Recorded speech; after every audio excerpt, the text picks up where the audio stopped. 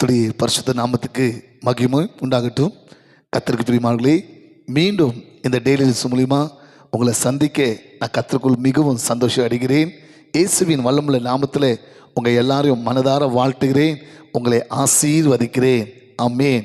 பிரியமானவர்களே, தொடர்ந்து கடந்த நாட்களாக நம்ம கர்த்தர் என் மெய்ப்பராக இருக்கிறார், நான் தாழ்ச்சியடையேன் என்ற வார்த்தையோடு கர்த்தர் நம்மளோடு பேசி கொண்டிருக்கிறார்.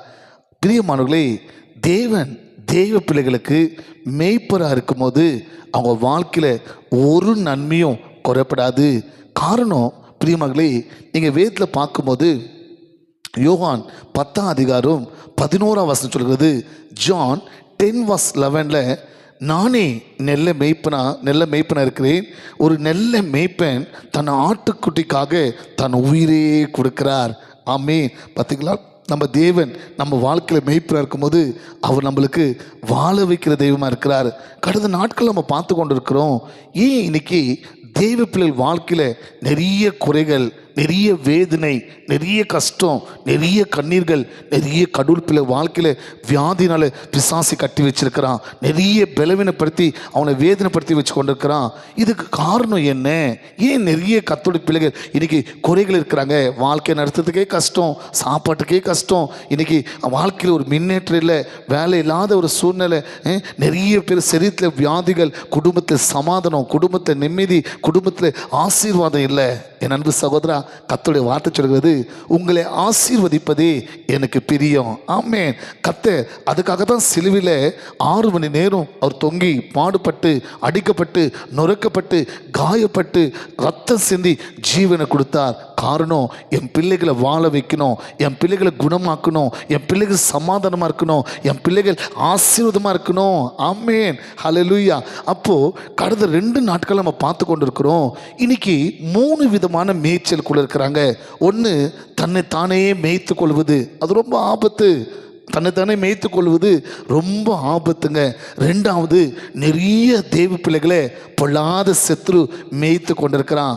அது பயங்கரமான வேதனைக்குரிய காரியம். பிசாசி வேதம் சொல்வது, பிசாசி திருடவும் கொல்லவும் அழிக்க வருகிறான். அவன் உங்களுக்கு மேய்க்க ஒப்பு கொடுத்தீங்கன்னா உங்கள் வாழ்க்கை அடிச்சிடுவான். தேவன் உங்களுக்கு வச்சுக்கிற எல்லா ஆசீர்வாதங்களை திருடுவான். அநேக காரியத்தில் உங்களை நஷ்டப்படுத்திடுவான்.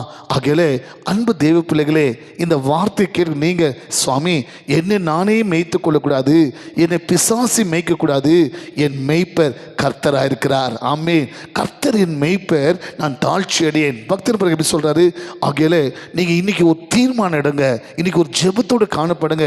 ஏசப்பா, என்னையும் என் குடும்பத்தையும் என் பிள்ளைகளுக்கு நீங்க மெய்ப்பரா இருந்து, அப்பா வாழ்க்கையில் ஒரு நன்மை குறைப்படாதபடி எங்களை நடத்த எங்களை ஒப்பு கொடுக்குறேன்னு சொல்லும்போது கர்த்தர் உங்க வாழ்க்கையில அதிசயமா நடத்துவார். பைபிள் சொல்லுது இல்லைங்களா, கர்த்தர் பில்லில் இடங்களை நடத்தி அமிர்தத்திலிருந்து நடத்துவார். ஆமென். அவர் சத்துருள் மதத்தில் உங்களுக்கு ஒரு பந்தி ஏற்படுத்துவார். உங்கள் வாழ்நாள் முழுவதும் நன்மையும் கிருபையும் உங்களை பின்தொடர்ந்து செய்வார்.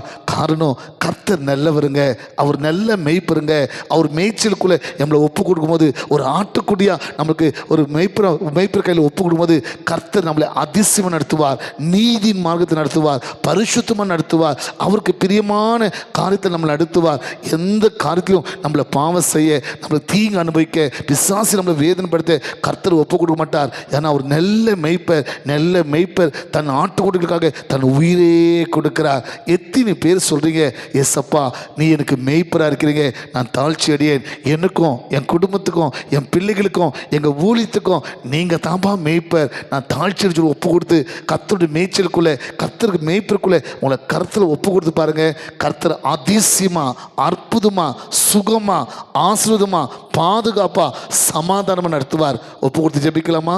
தகப்படி, இந்த நெல்ல வெளிக்கா சோத்திரம். கடந்த 4 நாட்கள் கர்த்தர் என் மெய்ப்பராக இருக்கிறார், நான் தாழ்ச்சி அடையே என்ற வார்த்தை மூலியமா கர்த்தர் ஒரு மனுஷனை தன்னே மேய்ச்சிக்கொள்ளலாம். எவ்வளோ வேதனை, பிசாசை மேய்க்கும் போது எவ்வளோ வேதனை, ஆனால் கர்த்தர் மேய்க்கும் போது எத்தனை நன்மைப்பா, எத்தனை ஆசீர்வாதம்ப்பா, எத்தனை பாதுகாப்பப்பா என்று பார்த்து, சுவாமி யாரெல்லாம் கர்த்தரின் மேய்ப்பராக இருக்கிறார், கர்த்தரின் மேய்ப்பருக்கு ஒப்பு கொடுக்குறேன், அவர் ஆட்டுக்குட்டியை ஒப்பு சொல்கிறாங்களோ அத்தனை பேருக்கும் தேவனை கர்த்தர் அந்த குடும்பத்துக்கு, அந்த பிள்ளைகளுக்கு ஆண்டவரே அவங்க வாழ்க்கையில் நீங்கள் மெய்ப்பராக இருந்து ஒரு நன்மை குறைப்படாதபடி ஆண்டவரே ஆசீர்வாதமா பலமா சுகமா சமாதானமா ஆண்டவரே உயர்வான் நடத்துமையா ஜெபிக்கிறப்பா. அப்படி செய்து விட்டதுக்காக ஸ்தோத்திரம் நல்ல பிதாவே. ஆமென். God bless you.